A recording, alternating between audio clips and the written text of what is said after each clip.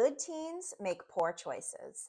My name is Erica Rude, and I have been a life coach for teen girls and young adult women for over 10 years. I've also been a parent coach for the same amount of time, and I want to share with you something really important about teens and decision making. If you're a parent of a teenager and you're worried about her ability to make thoughtful choices, or you're parenting a teen who frequently makes bad decisions, this video is for you. Most parents worry about their teenage daughter's ability to make thoughtful choices. They know that teens are naturally impulsive, and they often worry, is my daughter going to make smart decisions when she's out in the world, when she's under the influence of her peers, or maybe even under the influence of substances? But one thing I can tell you with 100% assurance is that teens are good. In 10 years of coaching teenagers, I have not met a teen who intentionally makes a bad decision. Yes, I have met many who on the outside are very smart students. They have it all together and they slip. They make a bad choice. I've met other teens that have consistently fallen into poor decision making patterns, but none of this is coming from a malintentioned place. Teens usually make bad decisions as a result of peer pressure, of a desire to fit in, or just out of their natural developmental impulsivity. But there are ways that you can handle poor decisions that prevent them from reoccurring and help your daughter develop a framework for thoughtful decision making. And this is what I'm going to share today.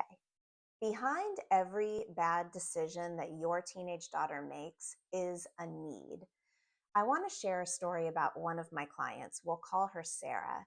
Sarah came to me and she was a star student. She did really well academically, but she did put a lot of pressure on herself. Everyone thought that she was going to be on track for an Ivy school until one day the school called home and told her parents that she was caught vaping marijuana in the school bathroom. This was clearly a poor decision, and Sarah felt a lot of shame and a lot of guilt around it. But what she shared with me and ultimately talked with her parents about was that the vaping marijuana was coming from a need to manage stress. Sarah did not have the tools to manage all of the academic stress and pressure that she was facing. There was a need behind this bad decision. And if you look at any poor decision that your teenage daughter has made and ask yourself, what does that indicate she needs? You will very likely find an answer. And this answer is what you parent towards. You find ways to support and fulfill that need so the poor decisions don't need to be made. The best way to approach a poor decision made by your teen is a calm approach. If you freak out or fly off the handle in anger or just go straight to a punishment for your teen, she's likely to feel anxiety and shame, and it's not going to develop a framework for better decision making in the future. A lot of parents feel tempted to ask their teenager why. Why did you make that decision? And the truth is, most of the time, teens don't know why. They're not calculated. As I said earlier, teens are good and they really want to make good decisions. They just sometimes get swept in the moment. So rather than asking your daughter, why did you make that choice? Talk with her about what she can do next time and address the need that was behind her poor decision. We can't talk about decision making without talking about trust. When your teenage daughter makes a poor decision, it will damage trust. So it's important to talk with your daughter about trust. You can start these conversations long before a poor decision has been made. Ask your daughter what she thinks strengthens trust and what she believes weakens it.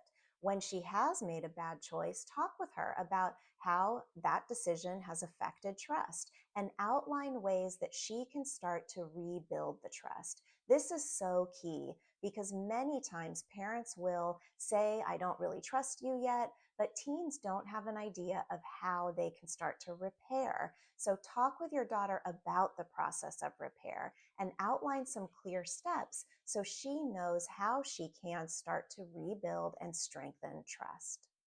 Along similar lines of trust are opportunities and second chances.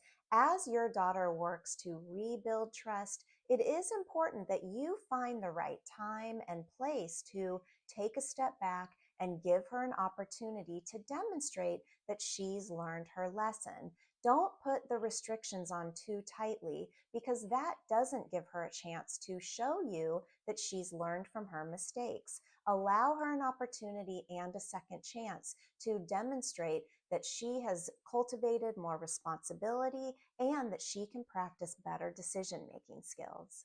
Lastly, talk about boundaries. It's really easy and common for parents to assume that their teen should know clear boundaries and know the clear difference between right and wrong. For example, Sarah's parents assumed that Sarah would know that vaping marijuana at school is absolutely unacceptable. But from Sarah's point of view, when so many other people were doing it, she second guessed herself and she had that moment of impulsivity when she made a bad decision.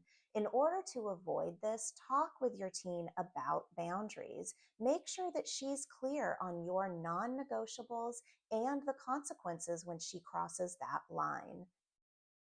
When it comes to developing decision making skills and learning how to make decisions that are guided by values and goals, coaching can be a game changer. With teen life coaching, your daughter has an experience of connecting with herself and really deepening her self awareness and understanding of what she values and where she's headed.